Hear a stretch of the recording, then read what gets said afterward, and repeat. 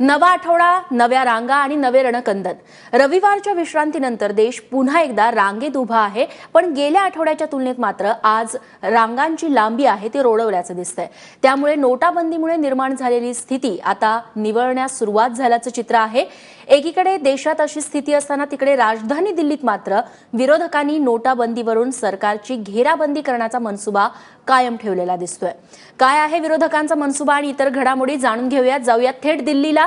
आमचे प्रतिनिधी प्रशांत कदम आता आपल्यासोबत आहेत।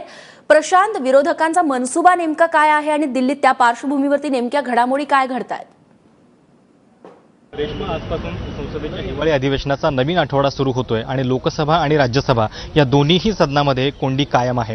राज्यसभेमध्ये खरं तर असं फार कमी वेळा घडतं की एखाद्या विषयावरती चर्चा सुरू झाली आहे, संपूर्ण दिवसभर चर्चा होते आणि मग दुसऱ्या दिवशी अचानक एका वेगळ्या कारणावरून गोंधळ होतो। तर राज्यसभेमध्ये नेमकं हेच पाहायला मिळालं। पहिला दिवस व्यवस्थित झाला, नोटबंदीवरती चर्चा झाली, मात्र दुसऱ्या दिवशी विरोधकांनी मागणी केली की पंतप्रधान या चर्चेला उपस्थित का नाहीयेत, कारण सगळ्यांची अशी अपेक्षा होती विरोधकांची की किमान दुसऱ्या दिवशी ते सभागृहामध्ये येतील। ही महत्त्वाची चर्चा आहे, निर्णय त्यांनीच जाहीर केलेला आहे आणि त्यामुळे विरोधक ठाम आहेत राज्यसभेमध्ये की जोपर्यंत पंतप्रधान स्वतः या चर्चेला उपस्थिती लावत नाही तोपर्यंत आम्ही कामकाज चालू देणार नाहीये। लोकसभेमधलं कारण वेगळं आहे। लोकसभेमध्ये खरं तर दोन्ही सरकार आणि विरोधक चर्चा करण्यास तयार आहेत, मात्र कुठल्या नियमांतर्गत चर्चा करायची याच्यावरून घोळ सुरू आहे।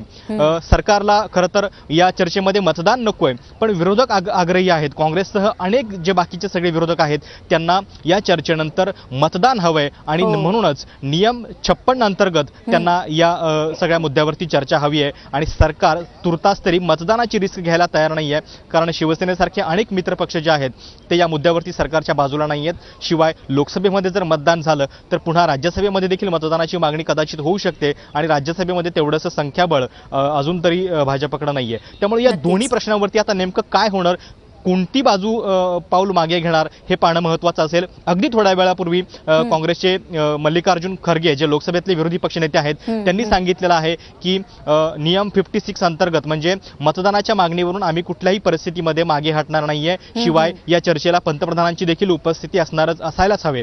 त्यामुळं आता सरकार नेमकं काय भूमिका घेणार याकडे सगळ्यांचं लक्ष लागलेलं असेल। अगदी 9:30 वाजता सगळ्या विरोधी पक्षांची रणनीती ठरवण्यासाठीची एक बैठक पार पडलेली आहे। 10:30 वाजता काँग्रेसची एक विशेष बैठक पार पडणार आहे की नेमकं कशा पद्धतीने सरकारला घेरायचं आणि त्यामुळेच आजचा दिवस देखील वादळी असणार यामध्ये शंका नाहीये।